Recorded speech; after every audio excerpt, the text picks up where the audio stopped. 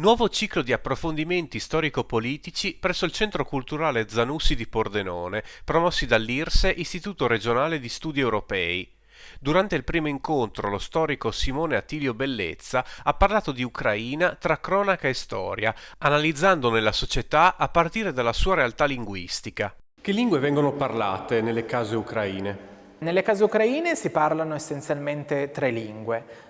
Si parla l'ucraino, soprattutto nelle regioni dell'ovest, si parla il russo, che viene parlato soprattutto nelle regioni dell'est, ma in generale viene parlato moltissimo nelle città, anche nelle città dell'ovest, come Kiev, Vinnytsia e Zhytomyr, e poi si parla il surgic che è un miscuglio, è una sorta di dialetto che mischia russo e ucraino e che viene parlato tantissimo nelle campagne dell'ovest, del nord, ma anche dell'est e del sud dell'Ucraina.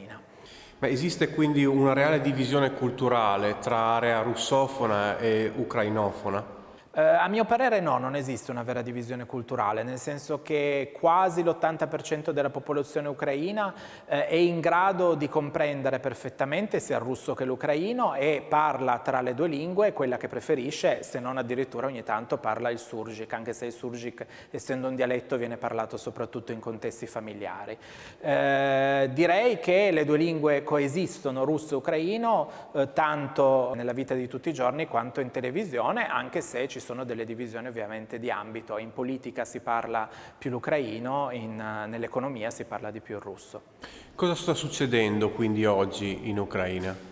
Ma in questo momento in Ucraina è in atto una guerra nelle regioni occidentali, una guerra che è stata iniziata dagli oligarchi ucraini con lo spauracchio del secessionismo che si voleva utilizzare soltanto, diciamo così, come arma politica per riconquistare potere a Kiev, ma che poi è stata, diciamo così, sfruttata dalla Russia per destabilizzare l'intera costruzione statale ucraina e in questo momento abbiamo le truppe russe che hanno invaso le regioni orientali dell'Ucraina e che stanno cercando di far crollare il potere attualmente democratico e che è rappresentato dal presidente Poroshenko e dal nuovo Parlamento ucraino. Che differenze trovi fra la realtà che tu hai potuto vedere con i tuoi occhi e la realtà documentata dai mass media oggi? Ma diciamo che la più grande differenza è proprio quella che non si è dato spazio al fatto che gli ucraini non vivono la differenza tra russo e ucraino così come ce l'hanno rappresentata. Gli abitanti dell'Ucraina sentono entrambe le lingue come loro lingue e le utilizzano entrambe. Questo non è stato detto sui nostri media, si è appunto creduto alla propaganda putiniana che ci ha rappresentato questa situazione come una lingua fra gli ucraini nazionalisti da una parte e delle popolazioni russofone perseguitate dall'altra, che non corrisponde assolutamente alla realtà.